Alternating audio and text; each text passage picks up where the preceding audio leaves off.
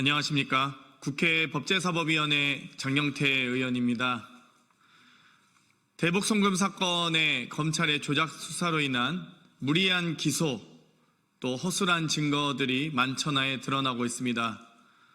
이번 대검찰청 국정감사 과정에서 또 수원지법, 수원고법 국정감사 과정에서 여러 위원님들이 국정감사 과정에서 지적한 바 있습니다.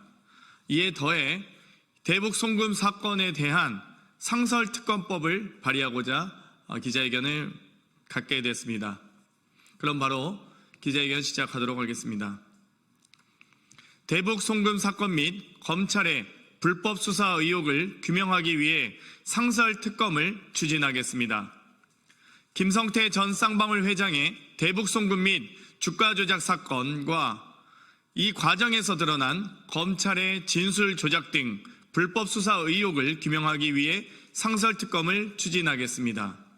이 사건의 본질은 쌍방울 주가 부양을 위한 대북 사업과 불법 대북 송금 행위가 검찰에 의해 이재명 대표를 위한 방북 비용 대납으로 둔갑한 사건입니다.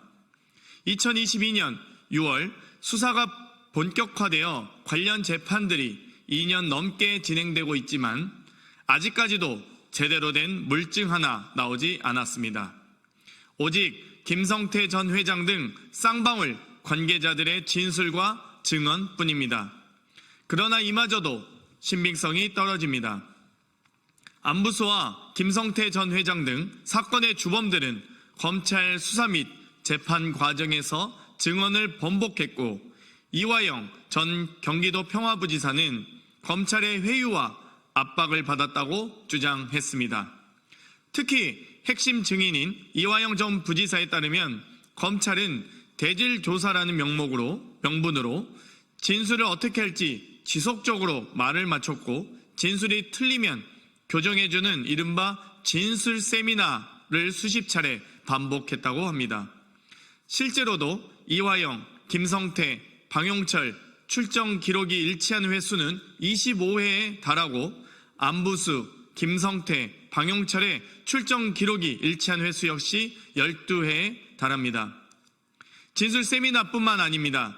재판과 국회 청문회 과정에서 김성태 전 쌍방울 회장, 방용철 전 쌍방울 부회장, 엄영수 전 쌍방울 회장 비서실장 등이 위증을 했다는 의혹이 제기되고 있습니다.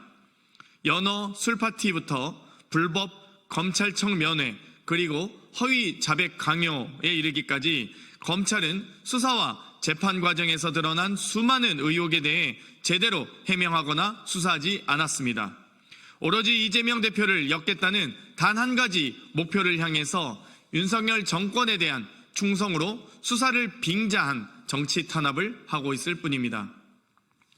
국회가 진실을 밝히기 위해 국회법 절차에 따라 국정감사와 청문회를 통해 증인 출석과 자료 제출을 요구하였으나 박상용, 김성태, 검찰을 비롯한 관계기관들은 법을 무시하는 만행을 저지르며 진상규명을 방해하고 국회를 모독할 뿐이었습니다.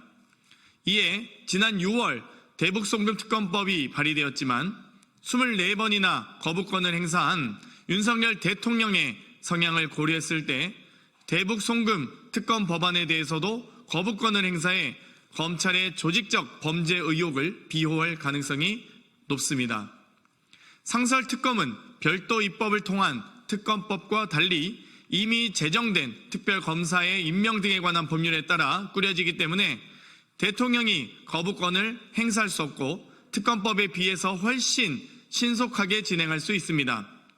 국회가 추진하는 상설특검의 중립적이고 공정한 수사를 통해 검찰의 대북송금 사건 관련 주가 조작 등에 대한 부실 수사 의혹, 김성태 전 쌍방울 회장과 검찰의 구형 거래 의혹, 검찰의 이화영 전 부지사 진술 강요 및 회유 의혹 등에 대한 진실을 밝히고 김성태, 방용철, 엄영수 등 관련자들의 위증 혐의를 밝혀내 반드시 처벌받도록 할 것입니다.